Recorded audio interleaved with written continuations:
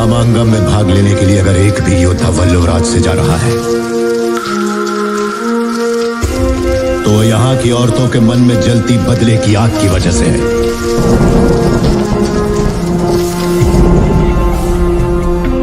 ऐसी ही वीरांगनाओं की कोख से मैंने और तुमने जन्म लिया है।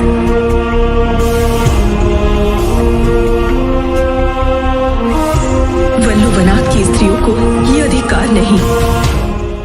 कौन आएगा बिज्जल देव का साथ देने के लिए? क्या वजह है सुदीप को बाहुबली द बिगिनिंग में दिखाने की? नमस्कार दोस्तों, मैं हूं पंखुरी और आप सबका बहुत बहुत स्वागत करती हूं बॉलीग्रैड स्टूडियोज में। जब भी किसी फिल्म का सीक्वल बनता है तो दो चीजें होती हैं, जैसे कि पहले पार्ट में दूसरे पार्ट की हिंट दे दी जाती है, पहले पार्ट में कुछ सवालों के जवाब नहीं दिए जाते ताकि इसका सेकेंड पार्ट देखने के लिए ऑडियंस आतुर हो, या फिर पहला पार्ट दूसरे पार्ट से यानी कि सीक्वल से कोई रिलेशन नहीं रखता। ऐसी दो तरीके की केसेस होती हैं। अब बाहुबली फिल्म देखने के बाद हर एक पार्ट में नई कड़ी नजर आई थी, ऐसे सवाल खड़े किए गए थे जिसका जवाब जानने के लिए ऑडियंस एक्साइटेड हुई और फिल्म की रिलीज डेट पर फर्स्ट डे फर्स्ट शो देखने के लिए तरस गई। बाहुबली का पार्ट 1 और पार्ट 2 तो कामयाब हो गए, अब बारी है इसके तीसरे पार्ट की, पर इसमें भी कुछ सवालों के जवाब देना बाकी है। दोनों में कटप्पा नाम का जो किरदार है वो हमेशा बाहुबली का राइट हैंड बनकर तो साथ रहता है।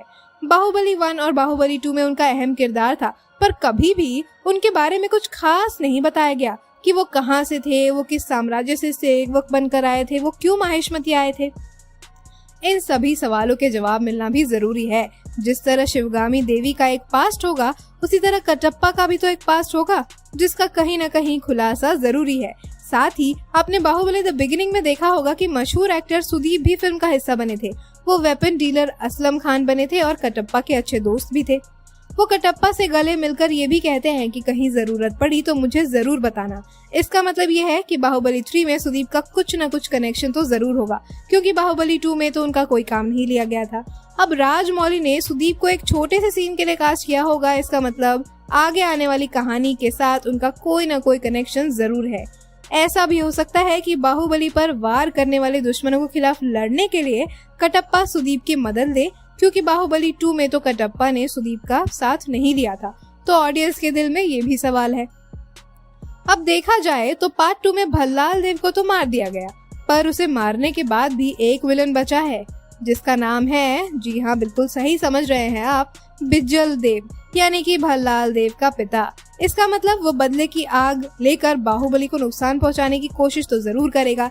ऐसा षड्यंत्र रचेगा कि बाहुबली की जान भी खतरे में आ सकती है, पर ये सब वो अकेला नहीं कर सकता।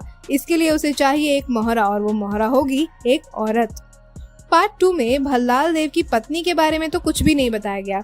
जब राणा से भी ये सवाल पूछा गया कि अगर आपको भद्रा नाम का एक बेटा है तो उसकी माँ कहाँ है, तो उन्होंने कहा कि आप समझ लो कि वो एक सरोगेट किड है, मतलब कहीं ना कहीं तो उसे जन्म देने वाली वो औरत जिंदा होगी।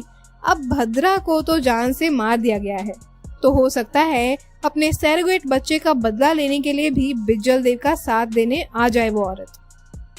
वैसे माहिष्मती साम्राज्य को शिवगामी जैसी एक निडर औरत ने संभाला, उसी तरह अब ये सारी जिम्मेदारी देवसेना पर आने वाली है। पर अब देवसेना को सिर्फ बिज्जल देव का ही सामना नहीं करना, बल्कि भद्रा की माँ का भी करना है। और फिर इस बदले की आग में इन औरतों में ऐसी जंग छिड़ेगी जिससे पूरा माहिष्मती हिल जाएगा।